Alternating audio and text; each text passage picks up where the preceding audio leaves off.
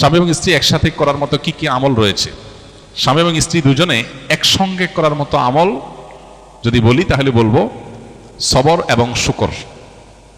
উভয়কেই সবর করতে হয়, উভয়কেই শুকর করতে হয়। জামাইটা যদি অমানুষ হয় বউ সবর করবে, আর বউটা যদি অমানুষ হয় জামাই সবর করবে। বউয়ের কিছু পেয়েছে ভালো, তাহলে জামাই শুকর আদায় করবে, আবার জামাইয়ের কিছু ভালো পাইছে বউয়ের শুকর আদায় করবে।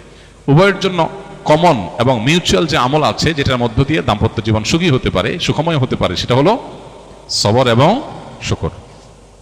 এর বাইরে আরো বহু আমল আছে যে আমলগুলো স্বামী স্ত্রী একযোগে করতে পারেন। যেমন সন্তানদের লালন পালন ক্ষেত্রে দ্বীনী তারবিয়ত দেওয়া, আল্লাহ ভীরু মুত্তাকি মানুষ হিসেবে গড়ে তোলা, ইমানদার হিসাবে গড়ে তোলা। এক্ষেত্রে স্বামী এবং স্ত্রীর উভয়ের একযোগে চেষ্টা করার ব্যাপার আছে। উপার্জন হালাল হওয়ার ক্ষেত্রে স্বামী স্ত্রী উভয়ের একযোগে আমল করার ব্যাপার আছে। স্ত্রী যেরকম তার স্বামীকে ডেডলাইন দিয়ে দিবে যে হালালের মধ্যে থাকতে হবে, এর বাইরে যেতে পারবা না, স্বামীও একই সাথে স্ত্রীকে বলবে এবং দায়িত্ব নিবে যে হালালের বাইরে তার পরিবারকে উপার্জন তিনি করে দিবেন না।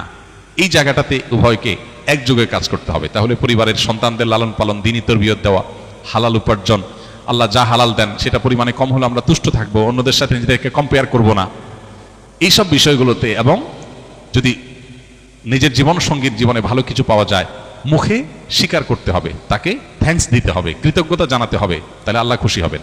শুধু মনে মনে শুকর আদায় করলে হবে না। অনেক স্বামী স্ত্রী আছে, অনেক স্বামী আছে স্ত্রীর ভালো গুণ দেখে মনে মনে আলহামদুলিল্লাহ বলে, আল্লাহকে শুকরিয়া জানায়, কিন্তু বউর কাছে কিছু বলে না, বউর দড়ির উপর রাখে সবসময়। অনেকে মনে করে যে দড়ির উপর রাখলে মহিলা মানুষ সোজা থাকবে, প্রশংসা করলে মাথায় উঠবে, এরকম চিন্তা অনেকে করে। এটা ভুল। মানুষের ভালো কাজের স্বীকৃতি পেলে মানুষ আরো ভালো কাজ করতে উদ্বুদ্ধ হয়, আর আল্লাহ তাআলা সেটাই নির্দেশ আমাদেরকে করেছেন। নবী সাল্লাল্লাহু আলাইহি ওয়াসাল্লাম বলেছেন, মাল্লাম ইয়াশকুরিন নাস লাম ইয়াশকুরিল্লাহ। যে ব্যক্তি মানুষের ভালো কিছু দেখার পর তার শুকরিয়া জানায় না, মানুষকে যে শুকরিয়া জানায় না, সে আল্লাহকে আলহামদুলিল্লাহ বললেও সেটা শুকরিয়া হয় না। এই জন্য শুধু আল্লাহকে আলহামদুলিল্লাহ বললে হবে না, মানুষকেও স্বীকৃতি দিতে হবে। এটা স্ত্রীর বেলায় প্রযোজ্য, স্বামীর বেলায় প্রযোজ্য। অনেক মহিলা আছে অন্যান্য মহিলাদের সাথে গল্প বলার সময় নিজের স্বামীর অনেক তারিফ করে, যে ভাই, আফা বা ভাবি, আমার বাচ্চার বাবার মতো ভালো মানুষ হয় না। আর আমি মুখ দিয়ে বলার আগে সব হাজির করে, বাইরে আরেকজনের কাছে চাপাবাজি করতে বেশ ভালোই লাগে, কিন্তু স্বামীরে সবসময় দূরের উপর রাখবে, তার সামনে তার কোনো স্বীকৃতি দিবে না। এটা এই রোগ আছে অনেক মহিলার মধ্যে। একই কথা পুরুষের মধ্যেও, বাইরে যায় বউয়ের রান্নার তারিফ করবে, চাপা পিটাবে, গলাবাজি করবে, তো বাসায় বউকে একটা বার সত্যটা স্বীকার করবে না যে আলহামদুলিল্লাহ রান্নাটা ভালো হয়েছে, বরং যতই ভালো হোক একটা দোষ বাইর করবে যে চাপে রাখি। এই পলিসিটা ভুল পলিসি এবং শয়তানি পলিসি। আর মুমিনের পলিসি হলো ভালো কোনো কিছু দেখেছে সাথে সাথে সে শুকরিয়া জানাবে। তো দাম্পত্য জীবনে স্বামী স্ত্রী উভয় মিলেমিশে করার মতো আমল হলো এগুলো। সবরটাও মিলেমিশে করতে হবে, শুকর, কৃতজ্ঞতা, স্বীকৃতি, সেগুলো মিলেমিশে করতে হবে।